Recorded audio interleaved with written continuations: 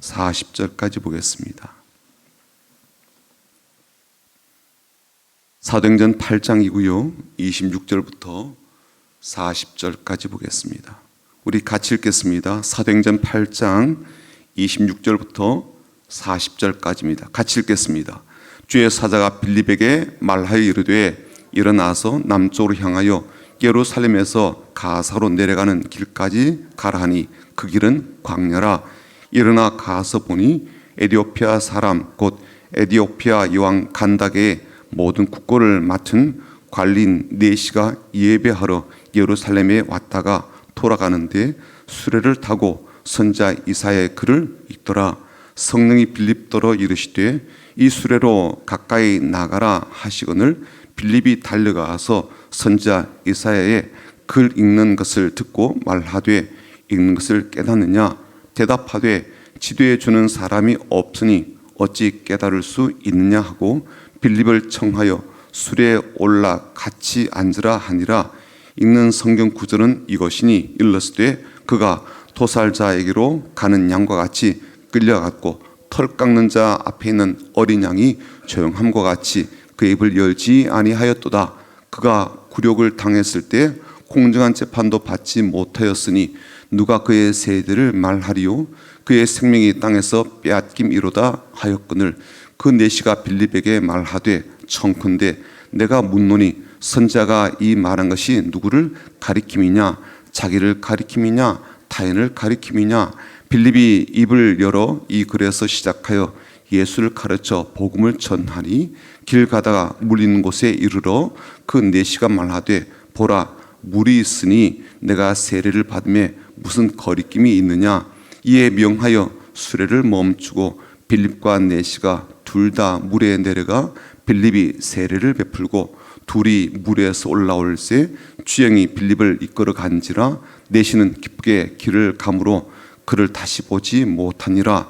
빌립은 아소도에 나타나 여러 성을 지나 다니며 복음을 전하고 가이사랴에 이르니라. 아멘. 사도행전은 말 그대로 사도들이 발로 뛰어다니면서 복음을 전한 행적을 기록한 내용으로 되어 있습니다. 하지만 사도가 아님에도 불구하고 사도들처럼 그렇게 복음사에게 최전선에서 활약한 이들이 있습니다. 대표적 사람이 스데반 집사, 빌립 집사이죠. 어제 오늘에 걸쳐서 이 빌립 집사의 활약상을 보고 있습니다. 오늘은 빌립 집사가 복음을 전한 에디오피아 재무장관에 대한 내용을 보게 됩니다. 오늘 말씀을 통해서 우리는요, 세 가지 중요한 사실을 확인하고 깨닫게 됩니다. 첫 번째는 복음의 확장성입니다. 복음에는요, 경계선이 없고 복음은 어떤 장벽도 넘어서는 위력이 있습니다. 인종의 경계를 넘고 국경의 경계를 넘으며 가치의 경계를 넘습니다. 인종의 경계는 어떻게 넘습니까? 복음은요, 사마리아 사람이든 이방 사람이든 가리지 않습니다. 제한 조건을 두지 않아요. 복음은요, 국가적 경계나 지역적 경계에 제한되지 않습니다. 유대를 넘어서 사마리아 땅을 넘어서 땅끝까지 사람이 있는 곳마다 계속 복음이 들어가게 되죠. 그래서 사도 바울은요, 당시에 땅끝이라고 여겨졌던 스페인까지 복음을 전하겠다라는 계획을 갖고 있었습니다. 복음은요, 모든 종교와 다양한 가치의 경계를 초월합니다. 그래서 다양한 철학과 다양한 우상이 난무했던 아테네에서도 사도 바울은 힘있게 예수만이 그리스도이시다라고 하는 복음을 선포하고 사람들에게 놀라운 도전을 주었죠. 그런데 이 빌립 집사를 보게 되면 복음의 이런 확장성을 잘 알고 있었고 참 유연하게 대처하는 것을 볼 수가 있습니다. 사마리아 사람이든 이방인이든 가리지 않고 복음을 전하는 일을 하는 것을 보게 되는 거죠. 그래서 하나님께서 이 빌립 집사를 참 의미 있게 가치 있게 그리고 특별하게 귀하게 사용하신 것을 볼 수가 있습니다. 두 번째, 이 에디오피아에서 온 이 장관의 태도예요. 이 사람은 자기 나라 에디오피아에서는요, 여왕의 오른팔 격이었고 게다가 나라 전체의 재정을 관리하는 사람이었으니까 권력의 거의 2인자나 마찬가지였던 사람이죠. 한마디로 대단한 권력자였고요, 국고를 관리하는 사람이었으니까 아마 상상할 수 없는 물질의 풍요로움을 누리던 사람이었을 거예요. 그런데 이 사람 보면요, 이상한 점이 있습니다. 이 사람이 성경책을 갖고 있어요. 당시 이 사람이 가진 성경책은 아마 두루마리로 되어 있는 구약 성경의 일부분이었고, 오늘 본문을 보니까 이 사람이 이사야서의 내용을 읽는 것을 보니까 이사야서 두루마리 성경책이었던 것 같아요. 그리고 이 성경을요 열심히 읽던 사람입니다. 또 다른 특이한 점은 뭐냐면, 성경을 구입하고 소유하면서 읽는 것에서 만족하지 않고 성경에서 그토록 강조하고 있는 예루살렘, 그리고 예루살렘 성전을 방문했다는 거예요. 지금도 그 거리를 이렇게 재보면요, 에티오피아에서 예루살렘까지가 한 1,500km 되거든요. 그러니까 서울에서 부산까지 2번 한 왕복할 만한 그런 거리예요. 마차로 타고 이동한다 할지라도 적어도 한 달 이상이 걸릴 그런 거리입니다. 그만한 거리도 문제이지만 이동하는 과정에서 얼마나 많은 위험과 그리고 위기가 도사리겠습니까? 국경을 넘어서, 또 거친 환경을 넘어서, 혹은 도적대나 강도를 잘 피해서 예루살렘까지 와야 되는데 이 보통 일이 아니거든요. 이런 행동에서 우리가 의문을 가지게 되는 부분이 있습니다. 당시 에티오피아는요 예루살렘이나 유대보다도 훨씬 경제적이나 여러 가지 면에서 나은 조건이에요. 한마디로 이스라엘은 지금 로마의 지배 아래, 압박 아래 있잖아요. 나라도 이름만 존재할 뿐 독립국가로서의 주권이라든지 어떤 국민들이 누리는 자유, 이런 게 전혀 없어요. 한마디로 패전국이에요. 그런데 이 사람이 왜 패전국이 섬기는 신에 대한 관심이 그렇게 깊고, 패전국이 섬기는 신을 모신 그런 성전에 그렇게 방문하겠다고 하는가? 그리고 그러한 길이 참 위험한 길인데 그 길을 마다하지 않고 이렇게 오게 되었는가라는 거예요. 우리보다 잘 사는 신을 섬긴다든지, 우리보다 더 강한 나라의 신을 모신 곳에 가보려고 하지, 우리보다 못 살거나 이미 존재 자체가 희미해진 그런 나라가 섬기는 신을, 그리고 그 신을 모시고 있는 성전을 찾는다는 것은요 상식적이지가 않죠. 인간적으로 볼 때 자연스러운 모습은요 차라리 당시 세계를 제패하고 그리고 주무르던 이 로마가 섬기는 신을 찾고 그 신을 숭배하는 것이 훨씬 더 자연스러울 거예요. 세상을 주름잡는 나라의 신을 나도 섬기면서 그 신의 도움을 받고 그 신이 내리는 혜택을 나도 덧입고자 하는 것이 사람들이 갖고 있는 자연스러운 감정 아니겠습니까? 하지만 이 에티오피아 재무장관은요 정반대 선택을 하는 거예요. 그가 그만큼 유대교에 대한 종교심이나 열심히 매우 기뻤다, 그런 뜻일까요? 또 한 가지 의문이 드는 것은, 이 사람이 예루살렘 성전을 이제 방문하게 되었을 때 낭패와 실패와 분노의 마음을 갖게 되는 일을 겪었다는 점이에요. 그것은 이 사람이 내시였기 때문에, 신체적 장애를 안고 있음으로 인해서, 또 이 사람이 이방인이었기 때문에 성전의 성소 안으로 들어갈 수 없었다는 거예요.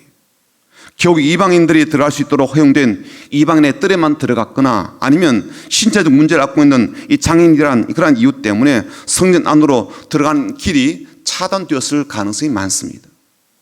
그렇게 먼 길을 이동해서 도착한 예루살렘에서 문전박대를 당했다고 한번 생각해 보십시오. 이방인인 이러한 이유로, 신체적 문제를 갖고 있는 그런 이유 때문에 성전 앞에 도착했지만 그 안으로 들어가 보지 못한 채 거절당했다라고 한번 여겨보십시오. 어떤 마음이 들까요? 하나님에 대해서 어떤 마음이 들까요?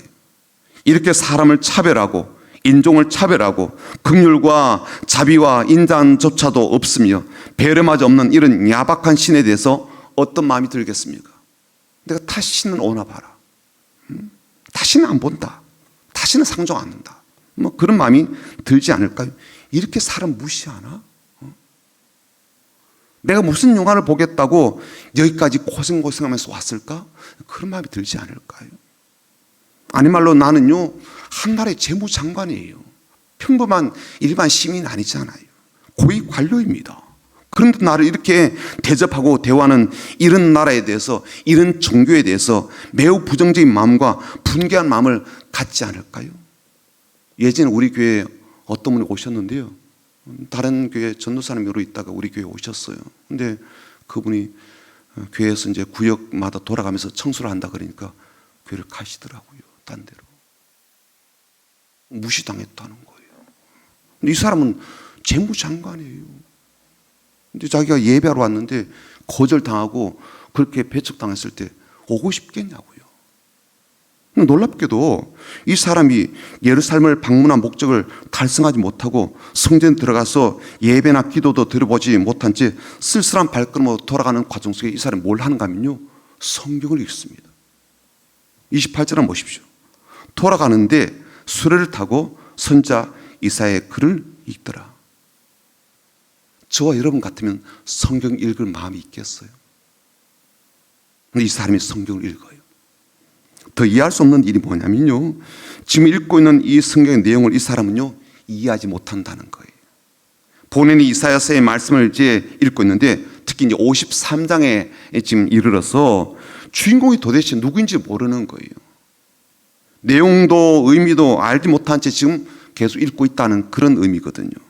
성전에서 거절당하고 돌아가는 길에 성경을 읽는 것도 그렇고 심지어 잘 이해가 되지 않는 성경책을 여전히 붙잡고 씨름하고 있는 이 에티오피아 재무장관을 보면서 어떤 생각이 드세요? 우리가 어떤 깨달음을 얻게 됩니까? 에티오피아인에게서는요 어떤 경건한 마음을 볼 수 있지 않습니까? 쉽게 흔들리지 않는 그런 마음의 중심이 느껴지지 않아요?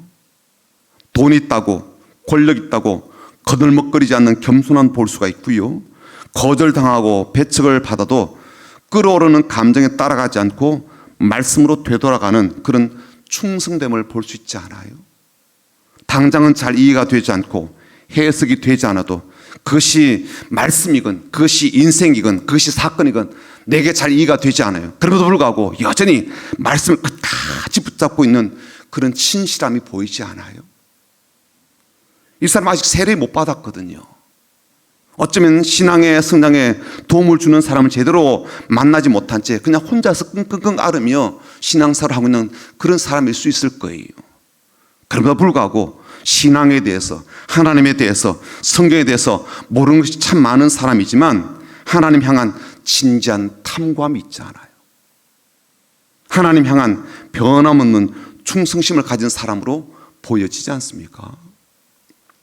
그리고 그런 사람에게 하나님께서 누구를 보내십니까? 빌립 집사를 보내더라고요. 그리고 빌립 집사를 통해서 그가 읽고 있는 이 성경의 말씀, 의미, 내용을, 진리를 잘 가르쳐주고 설명을 하게 합니다. 이 사람은요 빌립 집사가 들려준 성경 해석과 그 말씀을 듣고 기꺼이 세례를 받고자 합니다. 그래서 물이 있는 곳을 발견하였을 때 본인이 먼저 세례 받겠다고 자청을 하거든요. 에티오피아 사람으로서 세례 교인이 된 거예요. 그러므로 이런 사모함과 진정성 있는 믿음을 가진 이방인의 구원을 위해서 하나님은 빌립 집사를 보낸 것을 우리가 알 수가 있지요. 오늘날에도 하나님은 같은 마음이십니다. 아니 말로 내가 성경을 다 이해하지 못하고 다 해석이 안 되는 부분도 있고 심지어 막 읽어도 잊어버리는 그런 일이 많아도 상황과 현실은 내 편이 아닌 것처럼 그렇게 펼쳐지고 보여져도 하나님 향한 변함없는 신뢰와 충성됨을 가진 자를 하나님께서는 보고 계시며 반드시 그런 자의 삶 가운데 개입하시고 도심의 손길을 꼭 베풀어 주신 줄 믿습니다. 세 번째, 빌립 집사를 우리가 주목해 볼 필요가 있습니다. 오늘 본문에서 우리가 빌립 집사에게 보게 되는 중요한 신앙적 특징이 한 가지인데 그게 뭐냐면 항상 성령님의 인도하심을 따라간다는 거예요. 26절 한번 보십시오. 주의 사자가 빌립에게 말하여 이르되 일어나서 남쪽으로 향하여 예루살렘에서 가사로 내려가는 길까지 가라니 그 길은 광야라. 여기서 말하는 주의 사자는 성령님일 가능성이 많습니다. 그런데 보십시오. 지금 성령님께서 빌립에게 무엇이라고 말씀하고 감동을 주셨는가 하면 예루살렘에서 가사로 내려가는 그 길을 따라서 걸어 내려가라 그렇게 이야기를 합니다. 하지만 이 명령에 무슨 어려움이 있는지 아십니까? 그 길 어떤 길이에요? 광야길이에요. 광야길. 그렇죠? 사람이 살지 않고 생존하기가 매우 어려운 그러한 지역이죠. 그런데 그곳으로 가래요. 게다가 지금 빌립은요 어디에 사역을 하고 있는가 하면 사마리아 성에서 지금 사역을 하고 있거든요. 그 도시에 엄청난 일을 벌인 거예요. 막 표적을 보여주고 기적을 보여주고 복음을 증가하니까 사람 변화되고 시몬이라는 사람이 하나님께 돌아오고 이런 일이 벌어지고 있단 말이에요. 그 도시 안에서 폭발적인 복음의 확장을 보고 있습니다. 그런데 그런 것을 떠나서 갑자기 광야로 난 길 가사로 내려가라 그러니까 너무 당황스럽지 않겠어요? 내가 잘못 들었나 그런 생각이 들지 않겠습니까? 왜 하필이면 광야로 나를 보내려고 하는가 그런 마음이 들 수 있지 않을까요? 하지만 빌립은요, 어떤 반론도 어떤 대꾸도 질문도 없이 곧바로 일어나서 가요. 29절 한번 보십시오. 성령이 빌립더러 이르시되 이 수레로 가까이 나가라 하시거늘. 성령이 광야에서 발견한 수레에 가까이 가라라고 지금 빌립에게 이야기합니다. 성령이 발견했단 말이 아니라 빌립이 발견하게 된 거죠. 빌립은요, 이 최소한 이 마차가 우리나라 사람이 타고 있는 마차가 아니라라는 것을 알고 있어요. 멀리서 보기만 해도 알 수가 있죠. 아마 다른 나라에서 온 귀빈일 것이다라는 것은요, 마차를 딱 보면 알 수가 있습니다. 그런데 성령께서 그 마차로 가까이 가라 그랬을 때 그 마차 안에 분명히 이방인이 있을 것이 분명한데도 불구하고 빌립은 성령이 인도하신 대로 말씀대로 그대로 해요. 성령께서 왜 마차로 가라 그랬겠습니까? 그 안에 타고 있는 사람과의 만남을 위해서 그렇게 가라 그러셨을 거예요. 그런 생각인들 빌립이 왜 못하겠습니까? 하지만 빌립은요, 그 대상이 누구이든 심지어 이방인이라 할지라도 하나님께서 가라시면 기꺼이 나가는 순종을 보게 됩니다. 30절 한번 보죠. 둘이 물에서 올라오면, 둘은 누구예요? 이제 에티오피아 재무장관과 빌립 집사죠. 둘이 물에서 올라오면 세를 베풀고 물에서 나왔어요. 그랬더니 주의 영이 빌립을 이끌어 간지라.